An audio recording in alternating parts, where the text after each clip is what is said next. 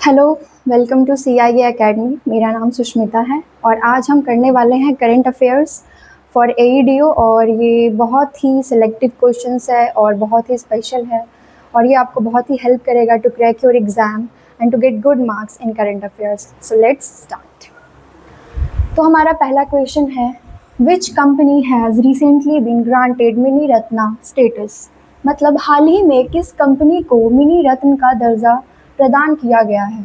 तो पहला ऑप्शन है कोचिन शिपयार्ड, दूसरा ऑप्शन है गार्डन रिच शिप बिल्डर्स, तीसरा ऑप्शन है हिंदुस्तान शिपयार्ड और चौथा ऑप्शन है मैजागॉन डॉक शिप बिल्डर्स। तो कौन सा इसमें सही होगा? तो इसका आंसर है हिंदुस्तान शिपयार्ड। इसका आंसर है हिंदुस्तान शिपयार्ड। तो हम अब एक्सप्लेनेशन देख लेते हैं। हिंदुस्तान शिपयार्ड लिमिटेड एक क्या है? तो ये government undertaking, ministry of defence conferred mini Ratna. तो ये एक गवर्नमेंट अंडरटेकिंग है जो मिनिस्ट्री ऑफ डिफेंस इसको चलाती है और ये एक मिनी रत्न को कॉन्फेड करती है। Anchored in excellence and serving with pride, proudly serving the nation with commitment, excellence and innovation through आत्मनिर्भरता। हिंदुस्तान शिपयार्ड भारत सरकार की एक पब्लिक सेक्टर अंडरटेकिंग है और ये वर्कशिप बनाने का काम करता है। ये तो इसका फाउंडेशन क्या है? तो इसका फाउंडेशन है 1941। इसका हेडक्वार्टर कहाँ है? Which is very important, headquarter. तो हेडक्वार्टर है विशाखापट्टनम, आंध्र प्रदेश। ठीक है, तो अब हम नेक्स्ट क्वेश्चन पे जाते हैं। नेक्स्ट क्वेश्चन है हमारा, India's largest oversee development project is being built in which country. मतलब भारत की सबसे बड़ी विदेशी विकास परियोजना किस देश में बनाई जा रही है? तो आपके ऑप्शंस है नेपाल, श्रीलंका, मंगोलिया और बांग्लादेश। तो इनमें से कौन सा आंसर सही हो सकता है? नेपाल, श्रीलंका, मंगोलिया या बांग्लादेश? तो इसका सही आंसर होगा मंगोलिया। सोच सकते हैं क्यों होगा? भारत अपना सबसे बड़ा विदेशी विकास परियोजना कहाँ शुरू कर रहा है? तो मंगोलिया में बना रहा है और ये परियोजना मंगोल ऑयल रिफाइनरी है। इस प्रोजेक्ट के लिए भारत मंगोलिया को कितना 1.7 बिलियन डॉलर्स का लाइन ऑफ क्रेडिट लोन देगा। यह प्रोजेक्ट 2028 तक बन जाएगा और बनने के बाद यहाँ पर पेट्रोल, डीजल, LPG और एविएशन फ्यूल बनेगा। इससे मंगोलिया की रशियन ऑयल पर डिपेंडेंस कम हो जाएगी, विच इज़ सोचने वाली बात है। ठीक है, अभी इसका हम थोड़ा मैपिंग देख लेते हैं। तो मंगोलिया कहाँ पे लोकेटेड है? इसका लोकेशन आप बता सकते हो तो बताओ, वैसे मैं बता ही रही हूँ। ईस्ट एशिया में एक लैंडलॉक कंट्री है। तो ये एक लैंडलॉक कंट्री, ये क्वेश्चन पूछा जाता है कि लैंडलॉक कंट्रीज़ में कौन सी कंट्रीज आती है। ये मैच द फॉलोइंग में भी ऐसे क्वेश्चंस आते हैं। तो ये मंगोलिया एक लैंडलॉक कंट्री है। ये नॉर्थ में रशिया से और साउथ ईस्ट में चाइना से बॉर्डर शेयर करता है और इसका कैपिटल क्या है? उलान बातर। तो हम आते हैं तीसरे क्वेश्चन पे। When is the International Day for the Eradication of Poverty observed every year? अंतर्राष्ट्रीय गरीबी उन्मूलन दिवस हर साल कब मनाया जाता है? तो ये कब मनाया जाता है? गेसेस कोई बता सकता है? नहीं, मैं बताऊं? 17 अक्टूबर।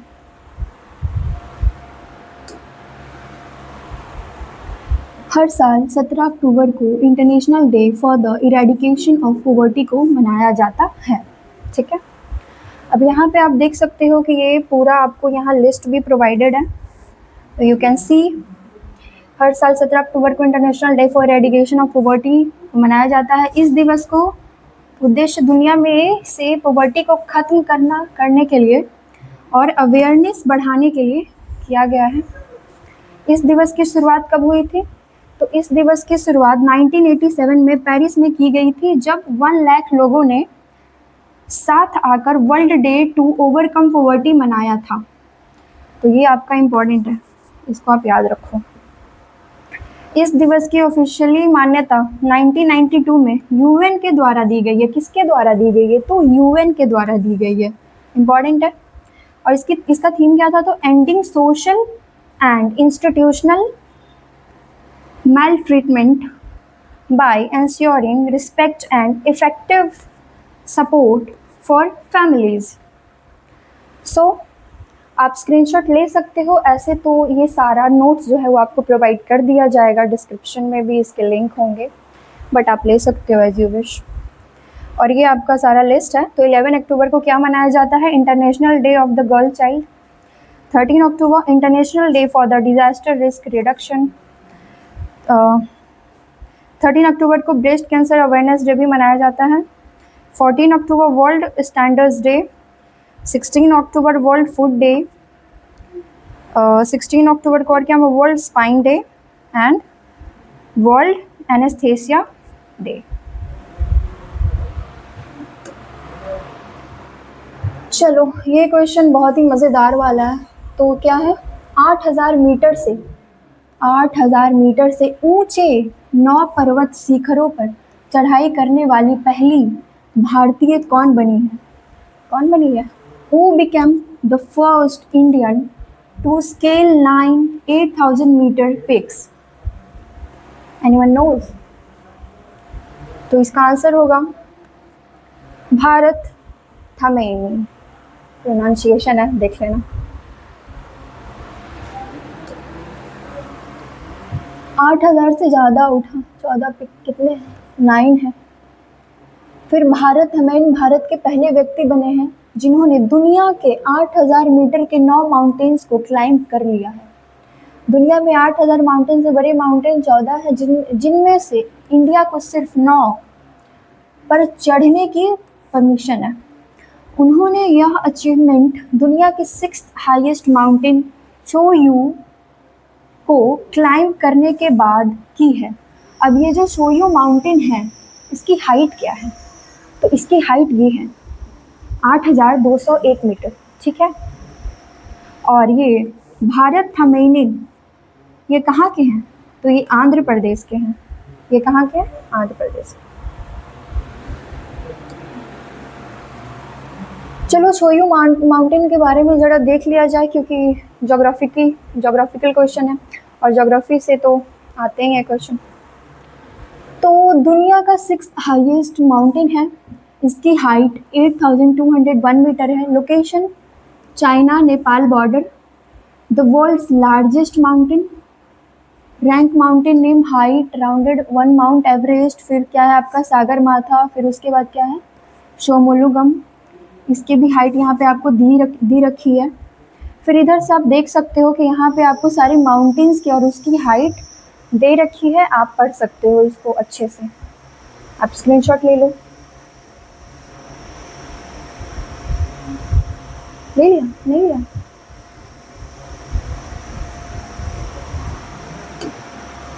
तो ये हमारा 5वां क्वेश्चन। 5वां क्वेश्चन क्या कह रहा है? तो ये कह रहा है कि डीआरडीओ ने भारत में 300 मेगावाट सोलर प्रोजेक्ट्स विकसित करने के लिए किस संस्था के साथ समझौता किया है? किस संस्था के साथ समझौता किया है भाई? समझौता। DRDO has signed an MOU with which organization to develop 300 megawatt solar projects across India?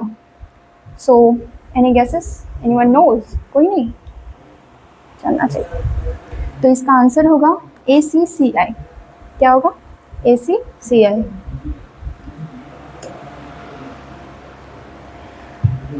भारी बहुत ऊपर है, दिख रहा है।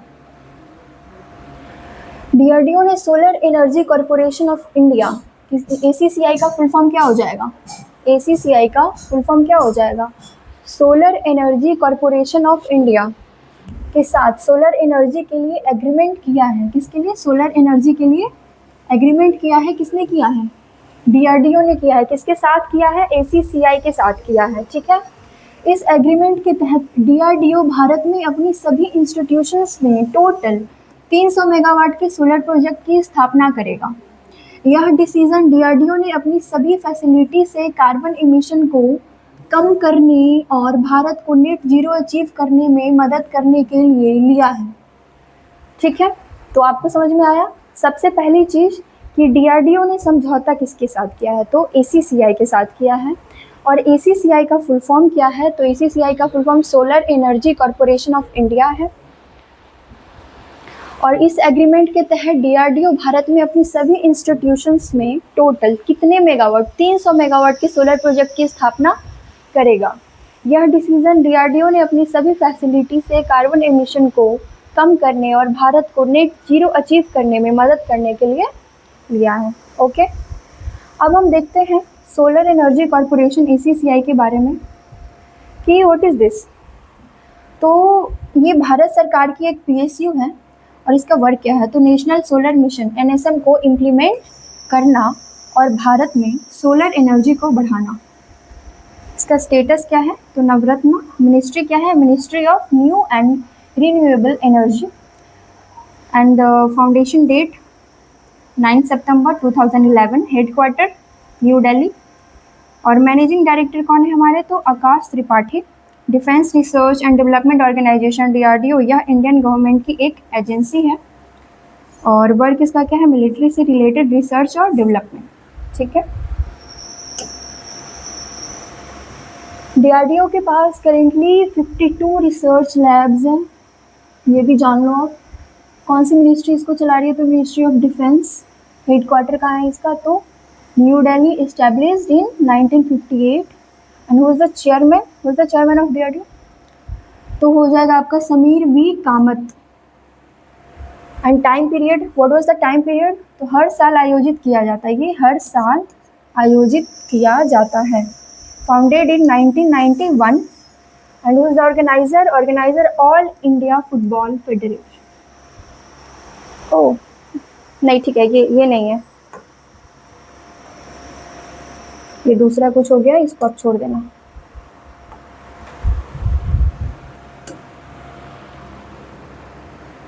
हाँ, 6th क्वेश्चन क्या है, राष्ट्रीय सुरक्षा गार्ड एनएसजी अपना स्थापना दिवस हर साल कब मनाता है, तो the national security guard NSG celebrates its raising day every year on which date. तो ये किसी को पता है कि ये नेशनल सिक्योरिटी गार्ड जो है एनएसजी सेलिब्रेट करता है इसका रेजिंग डे एवरी ईयर कौन से दिन पे, वो कौन सा डेट है, इसी मंथ का, इस मंथ का नहीं, पिछले मंथ का 16 अक्टूबर 1984 में ये स्टार्ट हुआ था और ये मनाया जाता है हर साल 16 अक्टूबर को।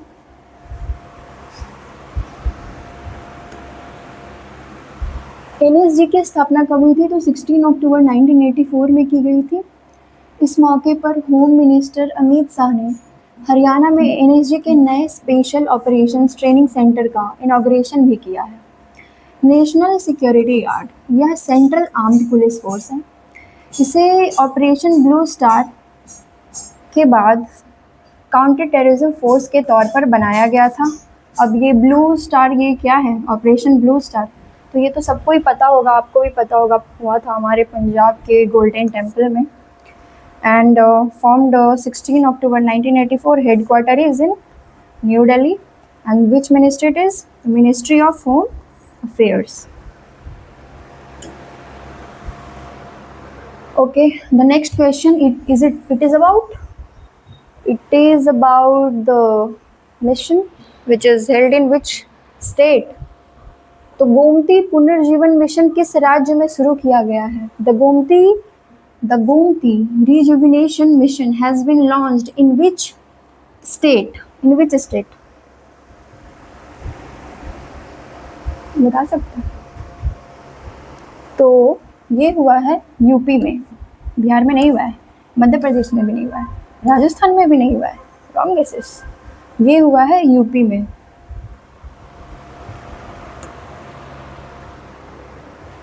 एक्सप्लेनेशन देख लेते हैं। तो गोमती रिजुविनेशन मिशन को सीएम योगी आदित्यनाथ के द्वारा उत्तर प्रदेश में लॉन्च किया गया है। इसका उद्देश्य गोमती रिवर में जाने वाले 95% अर्बन सीवेज को मैनेज करना है।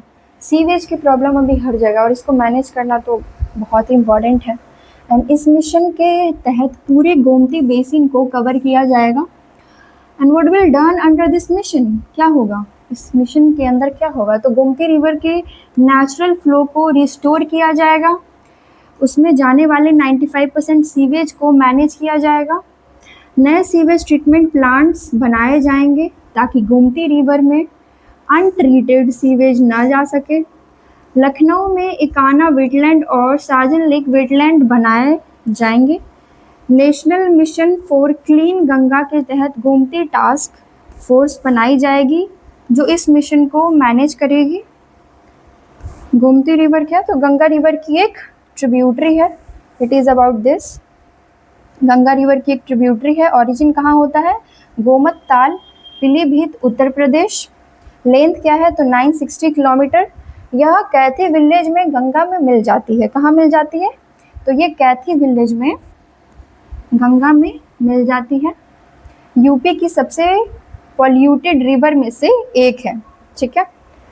तो हमने देख लिया, हमने देखा गोमती रिवर के बारे में, हमने देखा, हमने गोमती रिजुविनेशन मिशन के बारे में देखा, जिसमें कि गोमती रिवर को उसको दोबारा से पुनर्जीवन दिया जा रहा है, उसके सीवेज को कंट्रोल किया जा रहा है, जो 95% अर्बन सीवेज रिवर में जा रहा है उसको गंदा बना रही है रिवर को, तो उसको कंट्रोल करने के लिए ये मिशन लाया गया है। और गोमती रिवर किसकी ट्रिब्यूटरी है? तो गंगा की है। और इसका ओरिजिन कहाँ है? तो इसका ओरिजिन गोमत ताल, पीलीभीत, उत्तर प्रदेश। और इसका लेंथ क्या है ये भी देख लेना है, तो लेंथ है 960 किलोमीटर। और ये गंगा में कहाँ पे मिलती है? This is important. तो ये गंगा में मिलती है कैथी विलेज में, ठीक है। कैथी विलेज में ये गंगा में मिल जाती है।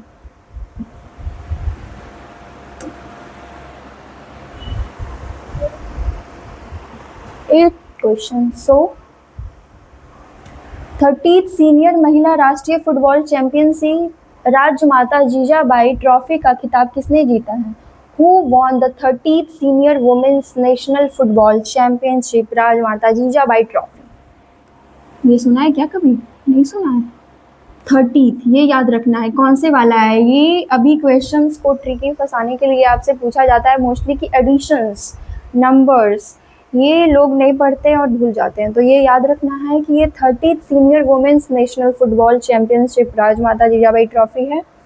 और ये किसने जीता है? मणिपुर ने, वेस्ट बंगाल ने, उड़ीसा ने या केरला ने? क्या लग रहा है? तो ये होगा आपका हमारा north eastern side Manipur.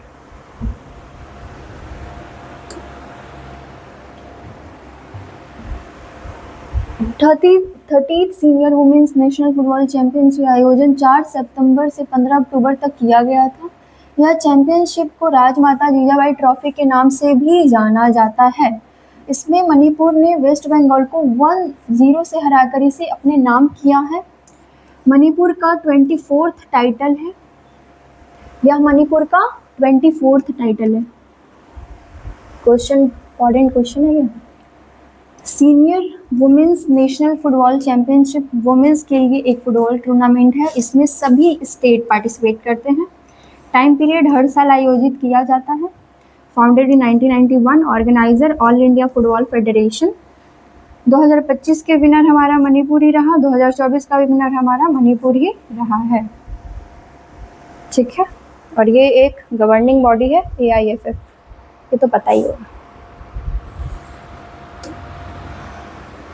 9th questions. So, which mineral has recently been classified as a mineral? Which mineral has recently been classified as a mineral? Anyone know? कौन सा हो सकता है? बॉक्साइट, कोल, लाइमस्टोन या iron ore?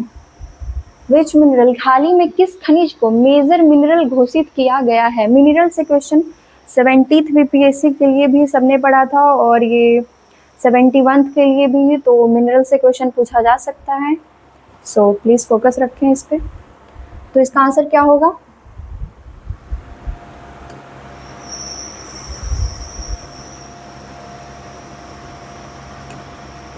Limestone, which will be the answer?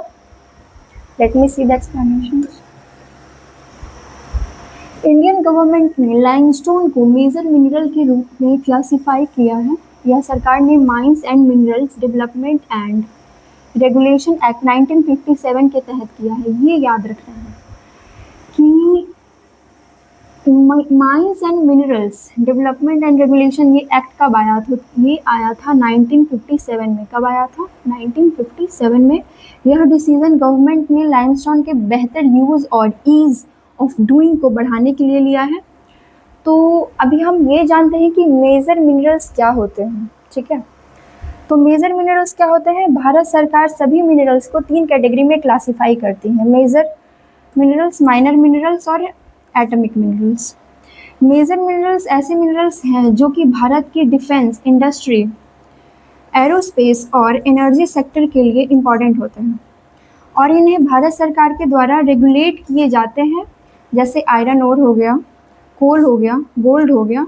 तो these are called major minerals. जबकि minor minerals local use और constructions के लिए यूज़ किए जाते हैं और इन्हें स्टेट गवर्नमेंट के द्वारा रेगुलेट किया जाता है।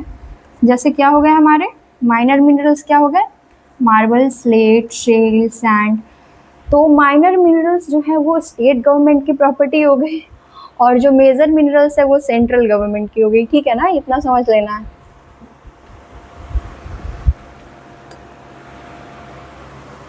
तो ये आज का हमारा आखिरी क्वेश्चन है। तो आखिरी क्वेश्चन क्या है हमारा? IUCN स्पीशीज सर्वाइवल कमीशन के पहले एशियाई अध्यक्ष के रूप में किसे नियुक्त किया गया है? Who has been appointed as the first Asian chair of the IUCN Species Survival Commission? कोई बता सकता है? This is also important. Who has been appointed as the first? क्योंकि ये फर्स्ट है और जो भी चीज़ें फर्स्ट होती है वो तो आता ही है, BPSC का रूल है। तो who has been appointed as the first Asian chair of the IUCN Species Survival Commission?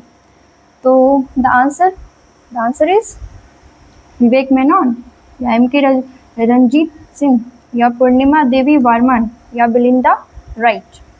Which will be the answer? तो इसका आंसर होगा विवेक मेनन, ठीक है।